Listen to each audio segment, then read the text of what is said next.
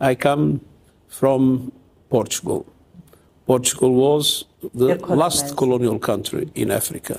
So I know exactly what it means, the colonial legacy. And I know how it represents a terrible handicap for Africa to be able to overcome its challenges. So we need to have a very strong commitment of the international community to correct these injustices. Hey guys, as you're watching this video, our vision is to reach 500,000 subscribers. Hit the subscribe button, join membership to support our channel, and join Patreon and PayPal. All the links are in the description. Do that to stand with us for this beautiful cause of One Africa right now. We do not forget to sign up for the petition. The link is down below. Appreciate it. Thank you so much.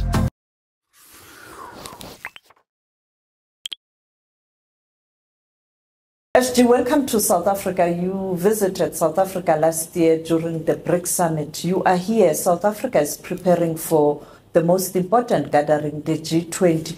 What was your message to those that you interacted with, starting from in Johannesburg, the International Relations Minister, and you just spoke to President Ramaphosa? A very strong message of solidarity.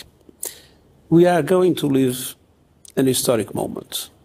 For the first time in the history of the G20, that are the most powerful countries in the world, the G20 are presided by an African country, by South Africa. Now, Africa suffers a dramatic situation of injustice, an injustice that is deeply rooted in history. I come from Portugal. Portugal was the last colonial country in Africa. So I know exactly what it means, the colonial legacy. And I know how it represents a terrible handicap for Africa to be able to overcome its challenges.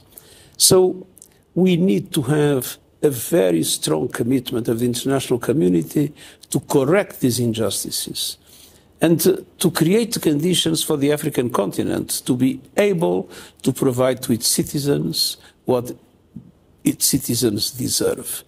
And we count a lot on the presidency by South Africa of the G20 to start redressing some of these injustices.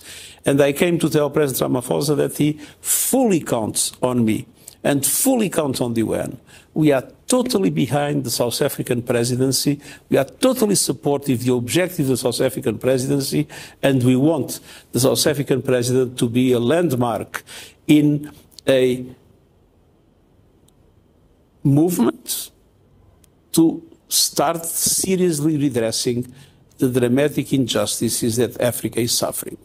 Suffering in the economy, suffering in climate, suffering in conflict, and suffering because, as I said, those injustices are deeply rooted and very difficult to overcome. So a lot of active solidarity of the international community is absolutely necessary.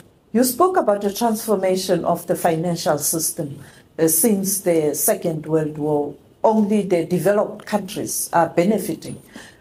How can South Africa ensure that there's movement in relation to transformation of the financial system? We just had the Summit of the Future. And it was clear in the Summit of the Future that the institutions that we have, that were created after the Second World War, still largely represent the world of that time. There were practically no independent African countries. I mean, Ethiopia, Egypt, I mean, very few. Africa was not present when they were created. And the same with other parts of the world. And so the truth is that the system was created essentially by a group of rich countries of the North to address their problems. And we had the reconstruction of Europe that was possible after the Second World War, so that was useful. The problem is that now is outdated, because now we have a world that goes beyond that 1945 world, that covers the entire planet, and where we have a large number of countries, developing countries, that are drowning in debt, that are in an extremely difficult financial situation, that are the victims of climate change without contributing to climate change, with devastation, with destruction in their countries, and without resources to protect their populations. And so this system that was supposed to be a global safety net today is not a global safety net for everybody in the world. And so we need to reform the system. And to reform the system means, to a large extent, to give developing countries voice and representation in the governance bodies of the international financial institutions. Like we need to give voice and presence, namely to African countries, in the permanent members of the Security Council. Security Council that we have today still has 3 European countries in the 5 permanent members. I mean, Europe doesn't represent 3/5 of the world, it is clear. No African country, no Latin American country. This needs to be corrected. And we need a Security Council that is more legitimate and more effective. And we all recognize that the present Security Council is completely outdated and completely dysfunctional. And the same applies to a large extent to international financial institutions. So we need reform, and we need reform in the name of justice. We need reform to correct the inequalities and injustices that are embedded in the system as the system exists today. One injustice is the impact of climate change. You were at the Climate Change Summit, COP29, in Azerbaijan. It looks like there was no progress. It is not entirely true. I was not happy with the results. I was hoping for much more ambition, both in relation to the financial questions and in relation to the mitigation, the perspective of reduction of emissions, of phasing out of fossil fuels. So, as I said, the result was meager in relation to what I would like, but it was very important to come to an agreement. And that agreement, if it had not happened, we would now be paralyzed. Countries that now need to present their national action plans, their so-called national determined contributions, without an agreement on the finance, very probably most of those plans would not be adequate in relation to the needs that we have in the world. And second, Brazil, that is a country we fully trust in their commitment to climate action, Brazil, that has ambitious plans for the next COP, would see its COP entirely consumed by the problems inherited from Baku. So, as I said, it is not the solution I would like, but at least it was possible to avoid a situation of paralysis that would be a total disaster. Let's talk about the UN again in relation to maintenance of peace. When it was formed after the Second World War, the intention was to ensure that there's no war in the world, much as we don't have a world war, but we have lots of challenges. The Middle East, Syria, people are saying this might lead to a very bad situation in relation to governance in the Middle East. What's your view on the current situation in Syria? I want to see Syria with a symbol of hope. There was a terrible dictatorship, and that dictatorship has ended. Now, obviously, there are many armed groups, but we had some positive signals. The former prime minister that was there from the old regime transmitted power to a new interim prime minister. There is a sense of optimism in the population, and there are commitments of these groups, some of them with a reputation of radicalism, but there are commitments that they want an inclusive process and that they want all minorities to have their rights respected. So I hope that Syria will be able to have this kind of transition.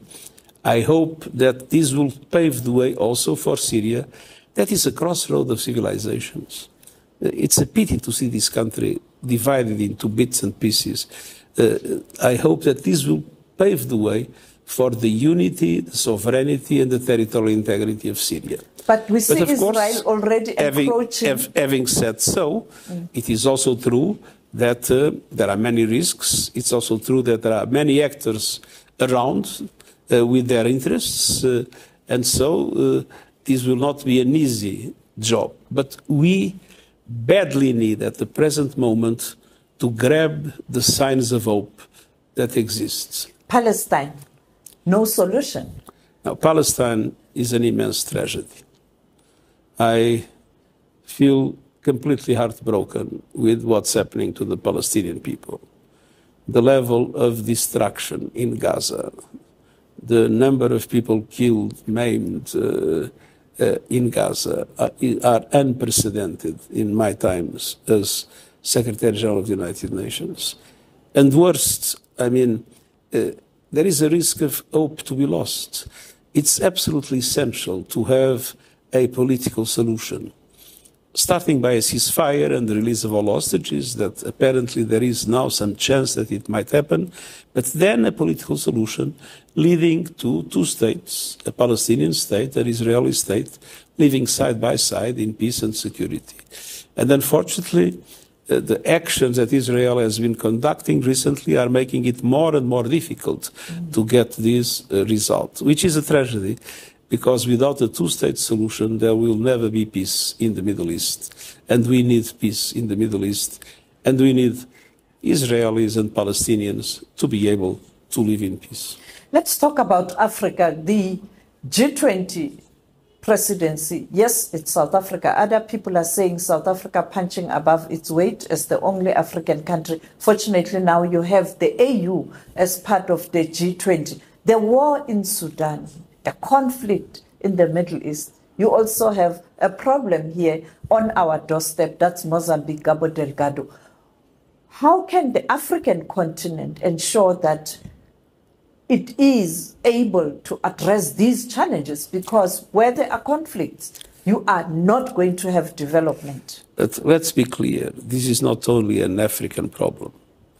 You have the Middle East,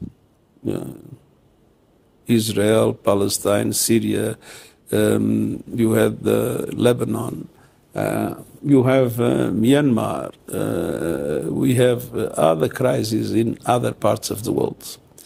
And what is dramatic is that there is a sense of impunity. What is dramatic is because, I mean, the multilateral system has no teeth to impose solutions. I mean, the UN has some peacekeeping missions, but peacekeeping is peacekeeping. When you have terrorist organizations, when you have a war, the peacekeepers, there is no peace to keep. So their capacity to deliver is very limited. They can do some protection of civilians, but their capacity to guarantee peace is non-existent. And the truth is that the Security Council is paralyzed, and it is not able to take decisions that are forceful decisions with imposition to the countries. On the other hand, as the big powers are so divided, nobody is afraid of them anymore. And as nobody is afraid of them anymore,